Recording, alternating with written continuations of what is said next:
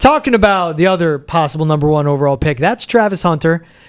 And he held court at the combine, says he wants to play 100% of the snaps, both sides of the ball in the NFL. Yep. Dude, love it. Love the confidence. I don't think you should. Don't think you have to, but love it. You can play both sides. Doesn't have to be 100%.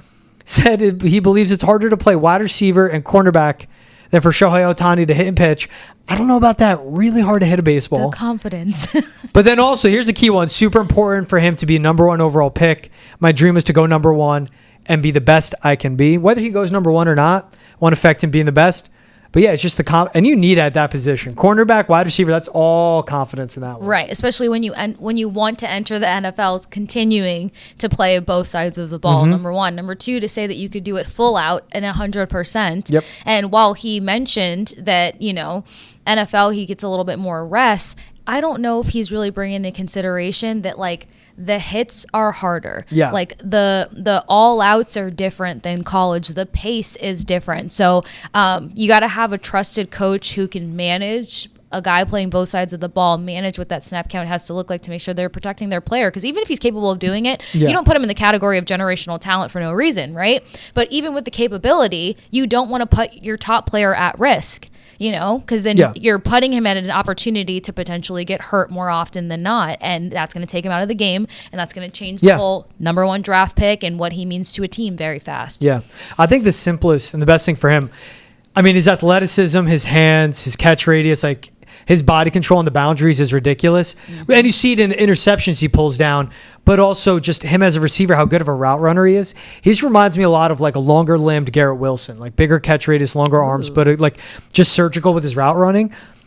Go on, be 100% at wide receiver. And then, but like with that, I want him 100% at corner. I want him situationally at receiver. And there is like, do you want him throwing his shoulder into NFL players or do you want him getting hit by NFL players? That's what's tough. But I just think of the way to pick up an NFL defense, the way to pick up an NFL playbook. It's easier to, hey, here are the packages, here are the routes you're going to run. This is what you're going to do on third down. This will be you in the red zone. Yes. This will be you on the goal line. This is what you're going to do. Instead of dropping someone in on defense situationally, because communication's much more key on defense. Like everyone at every level has to be on the same page. And if he just gets one thing off and it's harder to pick up if you're going mid-drive or mid-game on defense compared to offense where it's in the huddle, you have the play, you're on the sidelines, you hear from the coach. To me, it just makes a lot of sense. 100% at cornerback, where he could be all pro. And then go into the spots at wide receiver. The 100% both sides of the ball, that's fine. But if he wants to into the longevity of his career, just one side of the ball. No one's saying playing one side. We're just saying, dude, best for you in longevity, don't go 100% on both. Right. Yeah, you got to pick your moments. And that's what I mean by the best coach will help with that. That'd be 100 snaps a game in the NFL, possibly. Yeah. Again, generational talent, but I don't think you realize what that actually means until you get to this level and have to run through that sort of exercise. But I know everyone's talking about him being the number 1 pick. It's just like the Titans are basically in a full-blown rebuild at the moment, and they've got a number of things ahead of wide receiver or cornerback that are just kind of dire to starting that rebuild. Then let's skip the Browns. We've already mentioned the fact nobody's really key on going there. I know Travis is looking for Hunter to join the Massachusetts area, but to make a case for it, Mike Vrabel played both sides of the ball. So you have a coach who actually could probably manage, who could properly manage this kind of player to where he's not exhausting himself. He's not putting himself too much at risk to, end up not being a part of the team or the roster. And he can thrive on both sides. So I think that if he really wants to do that and commit to it, then he needs to go to the right organization that's going to help him completely bloom in that space. Yeah. And Eliot Wolf was asked about Travis Hunter when he spoke at the Combine. Check it out right here. Yeah, Travis Hunter's a tremendous prospect. As a number of these guys are. He's obviously been very unique, won the Heisman Trophy, playing both ways. He's really unique and instinctive at both positions. So I think there's a scenario where, he's probably going to major in one and minor in the other, but I think there's a scenario where he could play both ways. That's a good way to put it too. Major in one, minor in the other. Everyone has their major in college and then they pick up another degree. I love that. That puts it so poetically. And it's so true because it kind of paints out what the workload should look like. So where does he really want to keep his major focus?